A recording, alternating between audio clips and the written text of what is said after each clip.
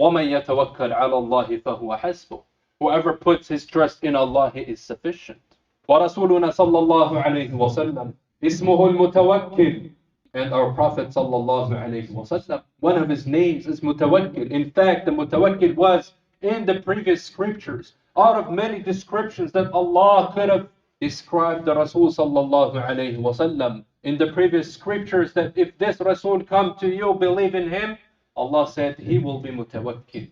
His attributes, one of his sifat characters, that he is highly trust and put and disposes his affairs with Allah subhanahu wa ta'ala.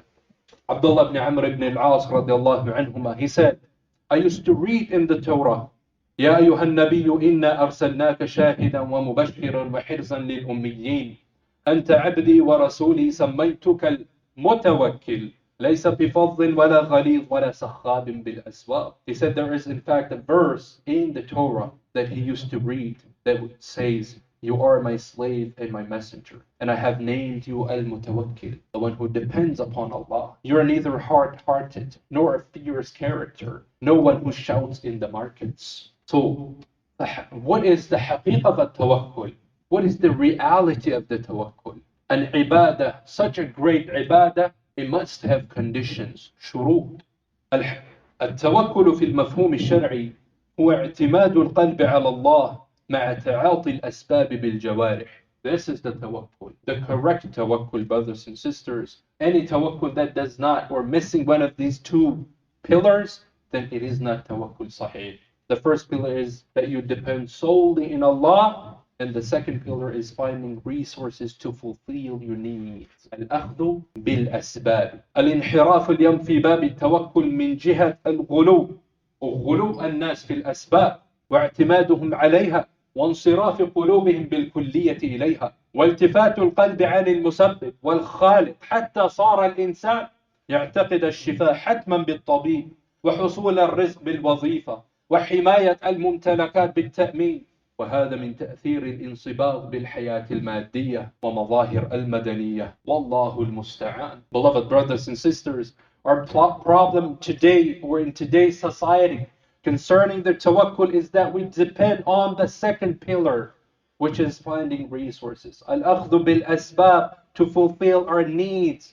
And we oftentimes neglect the first pillar, which is placing our trust solely in Allah subhanahu wa ta'ala.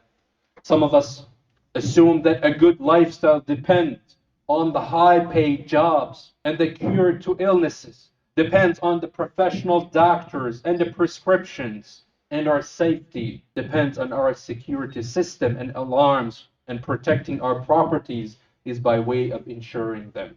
Other than that, we put our trust in them, and there is no tawakkul to Allah subhanahu wa ta'ala. And this is the result of being deeply attached to this world and becoming modernized. May Allah help us. Meanwhile, some people of the past, they had to tawakkul. Some of them depended too much on the first pillar, which is they placed their trust solely in Allah, and they neglected the second pillar of tawakkul, which was the finding resources to fulfill their needs. That's why a group of people from Yemen came for Hajj in the time of the Khilafah of Umar ibn al-Khattab radiallahu anhu. When he saw them begging people, he said, من أنتم؟ قالوا نحن المتوكلون. فقال بل أنتم المتكلون إنما المتوكل الذي يلقي حبه في الأرض ويتوكل على الله. A group of Hujjaj or pilgrims were met by Umar ibn al-Khattab, who were begging them, the Hujjaj were begging. And Umar said, who are you? Where are you coming from? Aren't you supposed to bring us enough provision for the Hajj? Why are you begging? They said, we're mutawakkilun. Oh, we have a great tawakkul in Allah. Our provision comes. It is maktub. We're not worried about it. Umar ibn al-Khattab radiallahu anhu said, بل أنتم المتكلون. You're liars. You don't depend solely in Allah. Otherwise, why are you begging people?